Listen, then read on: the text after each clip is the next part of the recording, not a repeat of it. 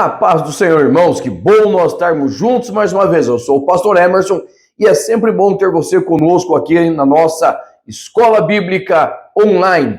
E nós já estamos na lição de número 8 desse terceiro trimestre de 2022 e o tema da nossa lição de hoje é a sutileza do enfraquecimento da identidade pentecostal, tá? Então, a lição, de uma forma geral, ela vai abordar a ideia do falar em outras línguas como sendo parte dessa identidade pentecostal. Mas, no decorrer da lição, eu quero falar com você também sobre a desfiguração da identidade pentecostal. Uma coisa é você enfraquecer e ir atenuando a nossa identidade como pentecostal. Outra coisa é esse esfacelamento, essa desfiguração do que é ser verdadeiramente pentecostal. Então eu quero te convidar a ficar conosco nessa nova lição, a lição de número 8. Deixa eu falar com você. Eu quero pedir a tua ajuda. Nós estamos aí com 1.706 nesse momento inscritos aqui no YouTube. E eu gostaria da tua ajuda para nós chegarmos a 2.000 inscritos ainda nesse mês de agosto, certo? Então, você que conhece pessoas que gostam da palavra, estudam a palavra, envie os nossos vídeos, faça um comentário, fale para as pessoas, nos ajude, divulgue o nosso material, porque o nosso princípio, o nosso objetivo é sermos bíblicos e testemunharmos desta palavra poderosa de Deus. O nosso textuário encontra-se em Atos capítulo 2, versículo 4, que diz assim a palavra do Senhor: e todos foram cheios do Espírito Santo e começaram a falar em outras línguas, conforme o Espírito lhes concedia que falasse. A verdade prática: a doutrina do batismo no Espírito Santo e o falar em línguas, como sua evidência, são um distintivo pentecostal mantido pela nossa igreja. Então, como eu já disse, do que nós vamos falar? Sobre como manter-se pentecostal, tá? Qual é a verdadeira visão do pentecostalismo? Nós já tivemos uma lição maravilhosa sobre o verdadeiro pentecostalismo, nos esclareceu muitas coisas, nos iluminou em muita coisa. Mas nós precisamos sempre estar falando para quê? Para que nós não percamos o foco do que é ser pentecostal. O nosso tópico número 1 tem o seguinte tema: o Pentecostes bíblico. E ele vai ter 2 subtópicos. O primeiro, o Espírito prometido. Segundo, o Espírito derramado. Preste bem atenção. Todos nós sabemos que o Espírito Santo ele estava agindo no Antigo Testamento. Tá? Só que era diferente do que nós vemos hoje, de como é na era da igreja. No Antigo Testamento havia visitações do Espírito Santo. O Espírito Santo visitava homens, visitava mulheres, capacitando-os para determinados trabalhos, para obras específicas. Um ato bem claro é Bezaliel, o homem que o Senhor usou para fazer os utensílios da arca.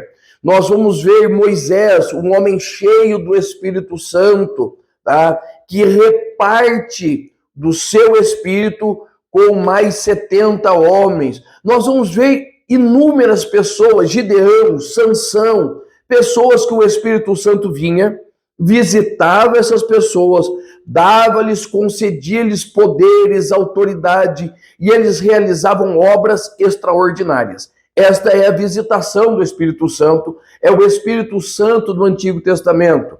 No Antigo Testamento, o Espírito Santo, ele fazia o quê? Inspirava profetas, inspirava homens de Deus para compor, para escrever. Esta é a ação do Espírito Santo no Antigo Testamento. Isso fica muito claro para nós. Agora, neste novo período, que é o período da igreja, que ele é marcado em Atos 2, Jesus veio, trouxe-nos a salvação, pregou o evangelho, falou da necessidade de um novo nascimento. Em Lucas capítulo 24, ele sopra sobre os seus discípulos o Espírito Santo, marcando ali, né, de uma forma, o novo nascimento desses discípulos. Mas vai ser em Atos capítulo 2 que nós vamos ter a fundação da igreja. Homens cheios do Espírito Santo, reunidos e em movimento para realizar a obra de Deus. E lembrando que Atos capítulo 1, Jesus vai deixar muito certo para eles, isso ele vai falar em Atos 24 também, que eles não poderiam começar a obra, eles não poderiam começar a pregar e a realizar a obra de Deus, de testemunhar, de expulsão de demônios, sem antes ser cheios do Espírito Santo. Estes cheios do Espírito Santo, certo? Ele fala exatamente desta plenitude, certo? Plenitude. Lucas vai trazer a ideia de revestimento, um revestimento de poder. Eu sempre, quando falo isso, eu tô com o meu paletó, eu tô na igreja. Então eu falo que a camisa é como se fosse a salvação, aquilo que nos protege, nos cobre a nossa nudez, nos cobre. Mas existe o paletó, que nós vamos ser revestidos, ou seja, vestidos de novo. Tá? Aqui nós temos uma parede. Esta parede, nós temos os tijolos. Esses tijolos foram rebocados, certo? Ou seja, eles estão cobertos. Então nós viemos e trouxemos um revestimento, certo? Isso aqui engana bem, mas aqui não é tijolinho, não. Daqui é um revestimento, certo? É um papel de parede. Ou seja, o que é revestimento? É algo que cobre aquilo que você está vestido. E é essa a ideia do Espírito Santo, do batismo com o Espírito Santo. Revestir aquele que já foi salvo. Nós precisamos ter isso em mente, que o batismo com o Espírito Santo é uma obra subsequente, veja bem, subsequente ao novo nascimento. Quando nós vamos ver isto? Vamos pular um pouco o livro de Atos dos Apóstolos, vamos lá para Atos capítulo 19. A Bíblia vai dizer que Paulo chega numa cidade chamada Éfeso e ali ele vai encontrar um grupo de discípulos de João Batista, que foram batizados para o arrependimento, batizados na fé do Cordeiro que haveria e viviam segundo os princípios de João. Paulo pergunta para eles: vocês já conhecem o Espírito Santo? Eles vão dizer: nós nem ouvimos falar. Eles tinham certeza da sua salvação pela fé no Filho de Deus, mas eles não conheciam o Espírito Santo. Então o que se sucedeu? Paulo ora com eles e eles não são batizados de novo, eles não aceitam Jesus de novo. O que acontece? Eles recebem o Espírito Santo. O Espírito Santo, o batismo com o Espírito Santo, é uma obra subsequente à salvação. Atos 2, eles já eram crentes e eles estavam sendo revestidos de poder. Então, irmãos, esse derramamento do Espírito Santo, pegando o que Joel capítulo 2 vai dizer, o que Paulo vai falar em Atos 2, isso é para todos os crentes, ou seja, todos aqueles que creem, certo? Eles serão revestidos, eles serão cheios do Espírito Santo. Por que nós usamos essas expressões? Porque a ideia de ser revestido é algo que vem sobre, certo? Você veste a camisa, você é revestido do paletó. O paletó vem sobre a camisa. Nós falamos de ser cheio. Nós falamos, por exemplo, você pega uma caixa d'água, certo? Esse é um exemplo que o pastor Antônio Gilberto, ele sempre dá. Uma caixa d'água. Quando ela está cheia até em cima, ela tem maior peso e maior pressão. Muitas vezes tem gente que tem só aquelas gotinhas de água no chuveiro, é porque não tem pressão. A caixa não se enche, ou às vezes nem tem caixa. Nós, como cristãos, protestantes, pentecostais, nós precisamos ser sempre cheios do Espírito Santo. Por quê? Quando nós somos cheios, nós temos peso na palavra, peso nos dons. quando nós somos cheios, nós temos maior pressão, ou seja, maior autoridade, maior condições de realizar a obra e aquilo que o Senhor tem planejado para as nossas vidas. Vamos lá, o tópico de número 2. Ele também tem 2 subtópicos. O título do tópico 2 é o seguinte: o distintivo pentecostal de nossa igreja. Primeiro subtópico, a atualidade dos dons espirituais. Segundo subtópico, as línguas como evidência. Tá, deixa eu falar para você. Me ajude, se inscreva no meu canal, compartilhe os vídeos com outras pessoas. Também nós temos o nosso canal no Instagram. Lá no Instagram nós sempre temos matérias, nós temos sempre assuntos relacionados à educação cristã. Então vá lá, participe e venha nos ajudar a chegarmos aos 2.000 inscritos. Continuando aqui. Veja bem, a atualidade dos dons espirituais e as línguas como evidência. O pastor José Gonçalves, ele vai começar falando aqui da onde surgiu esse esfriamento da doutrina pentecostal, que vai surgir com Agostinho de Hipona, que ele é um grande teólogo, nós usamos muita coisa dele na nossa teologia, mas também ele produziu coisas terríveis, certo? E uma delas é essa ideia de que o movimento pentecostal, dons, os carismas, ficaram para a época dos apóstolos. Irmãos, e isto é uma aberração. Por quê? Porque você vai ver Atos terminando, Atos dos Apóstolos, é um livro que não tem final. Você pode procurar em Atos, do capítulo 1 ao 28, você não encontra a palavra amém, você não encontra nenhuma sentença de encerramento, porque o livro de Atos está sendo escrito. Atos é a história da igreja.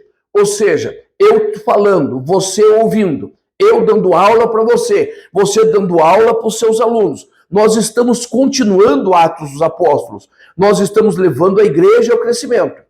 E aonde que Agostinho de Hipona errou? Ele erra quando ele vai declarar que os dons espirituais cessaram com a morte do último dos apóstolos. E isso vai ficar muito claro porque a doutrina calvinista está muito baseada nos textos de Agostinho.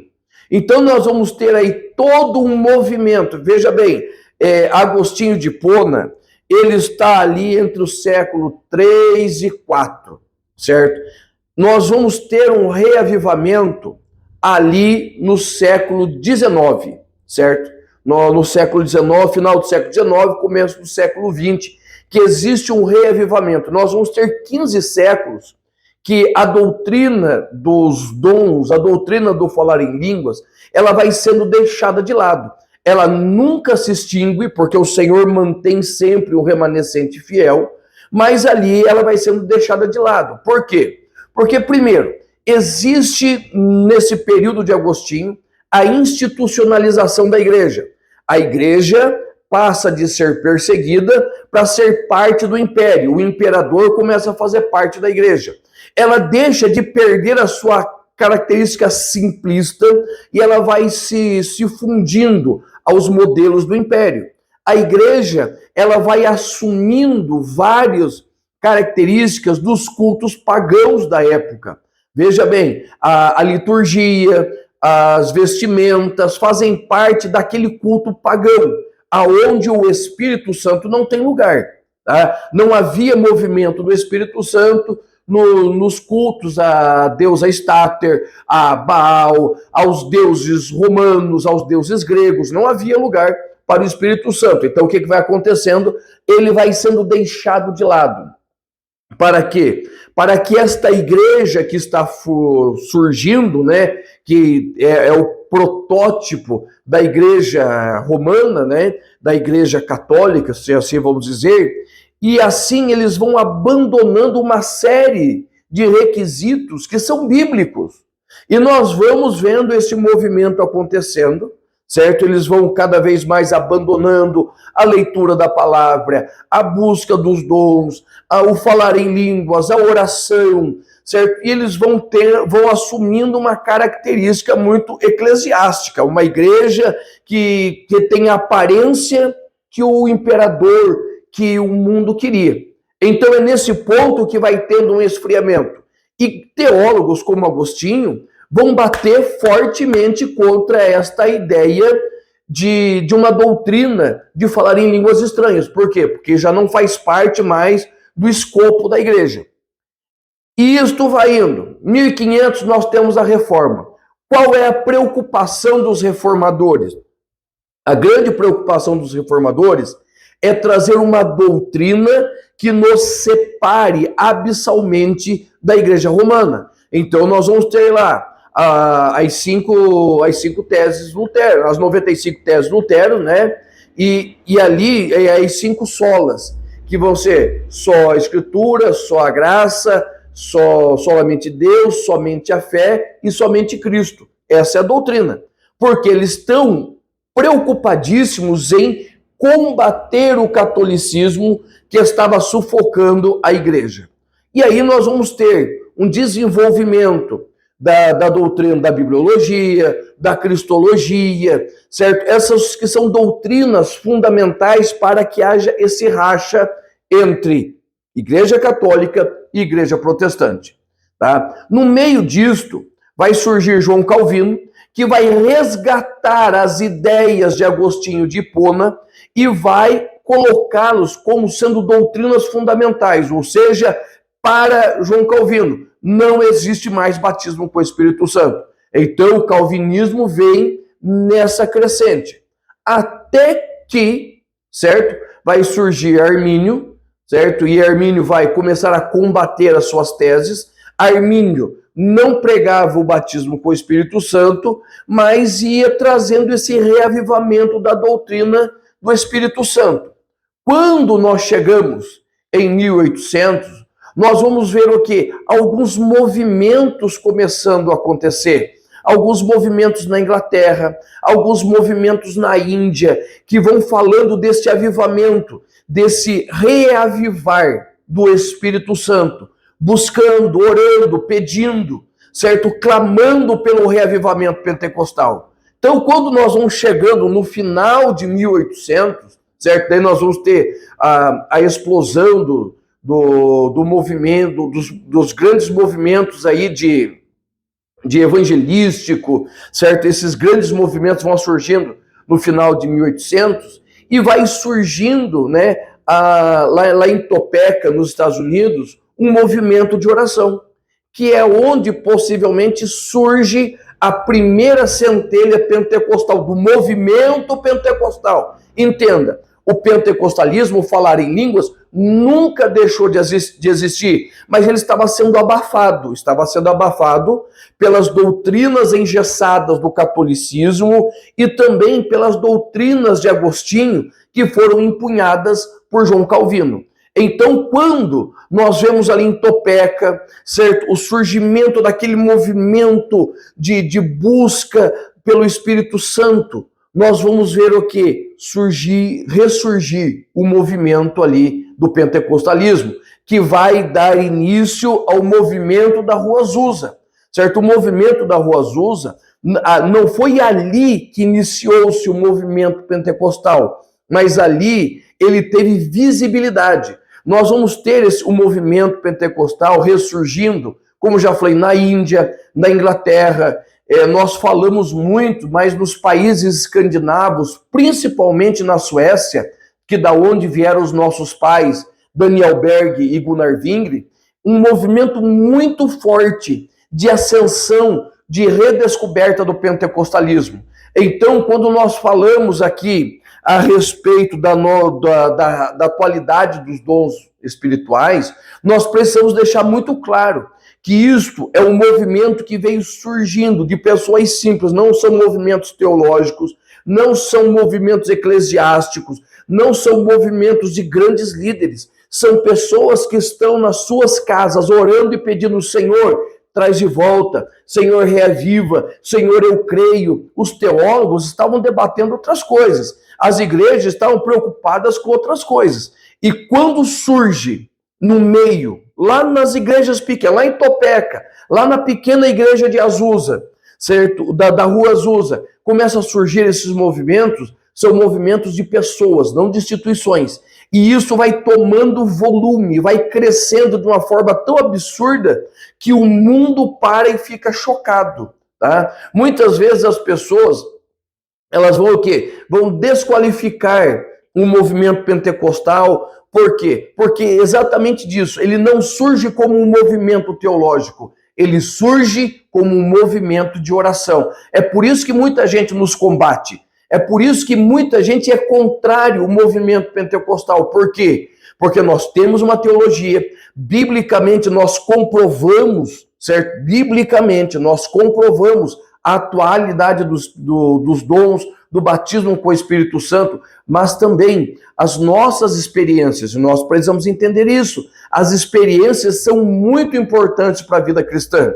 Todos nós temos uma experiência com Deus e por isso precisamos declarar que os dons são atuais e o falar em línguas estranhas é a evidência de que o Senhor nos batizou com seu Espírito.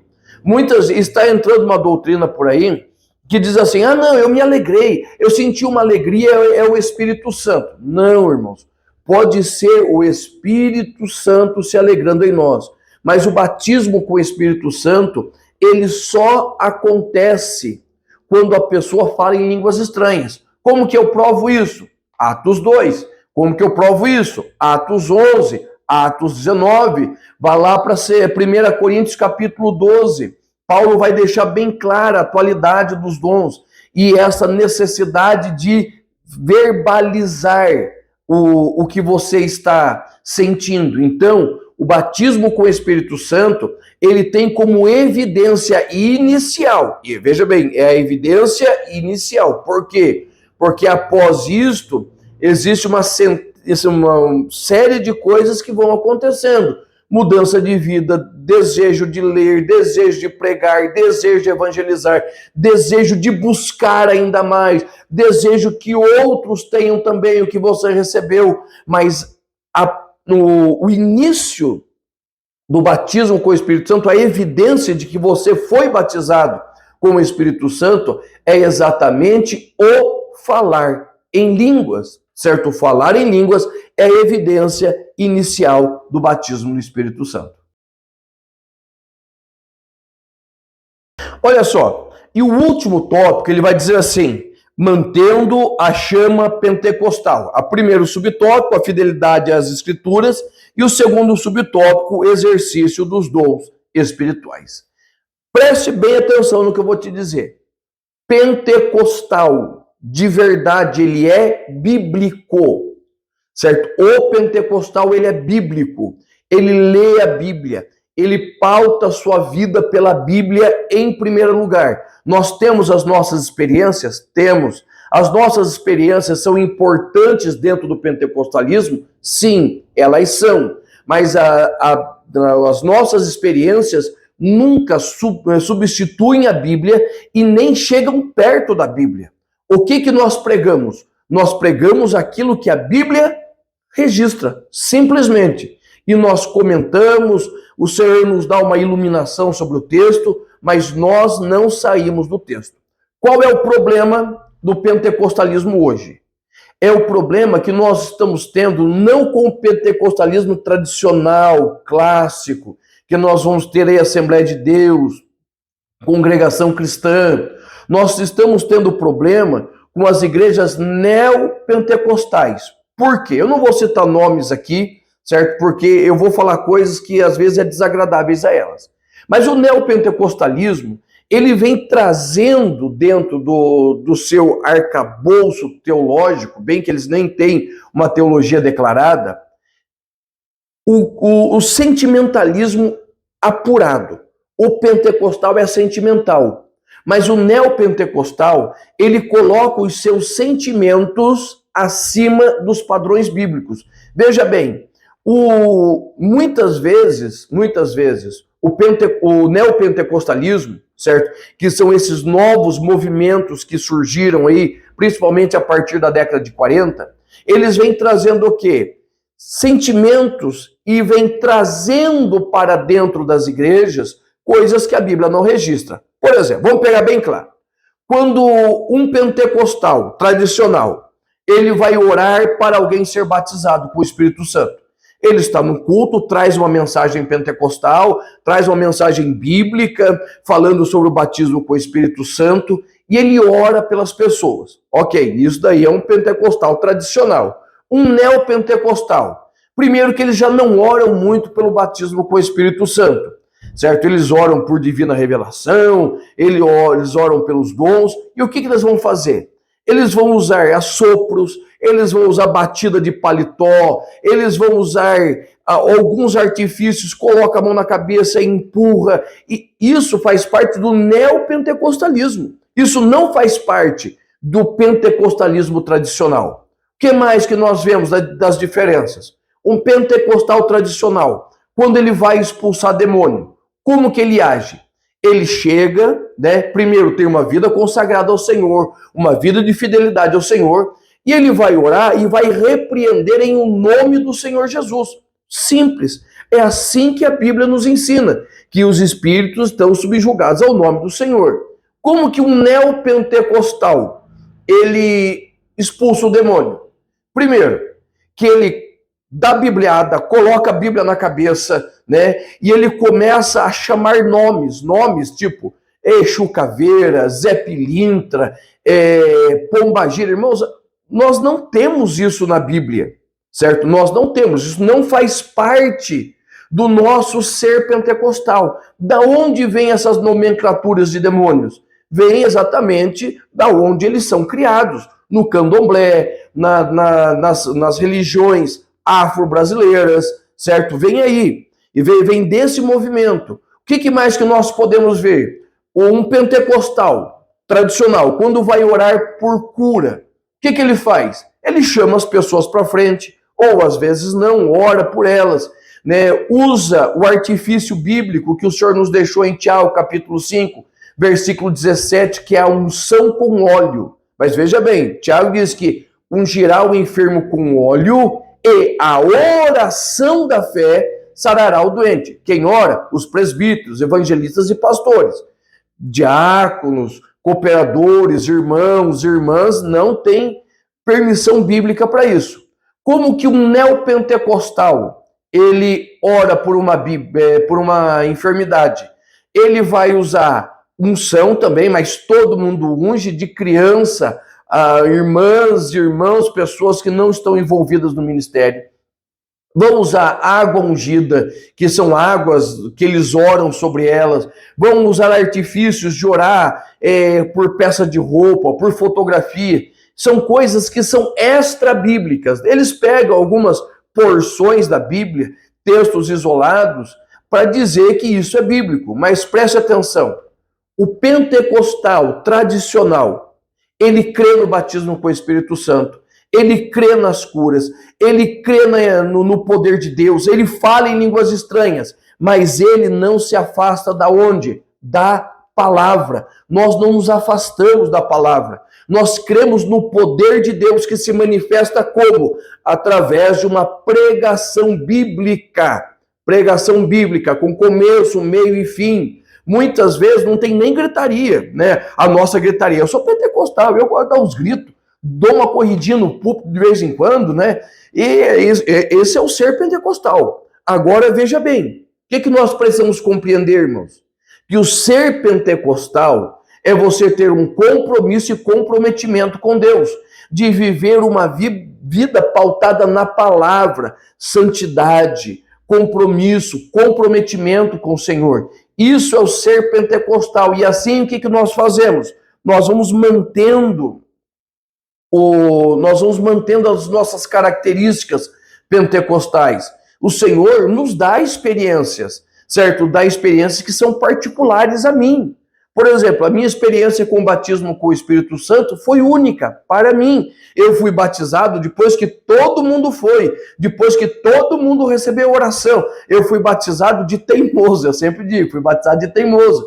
Por quê? O pastor, num congresso de oração, todo mundo foi, todo mundo cantou, foi batizado, eu fiquei. Quando fui batizado? Na hora da bênção apostólica. Foi ali que o Senhor me batizou. Ou seja, agora eu vou dizer, não, irmãos, todo mundo que for batizado tem que ficar para a bênção apostólica.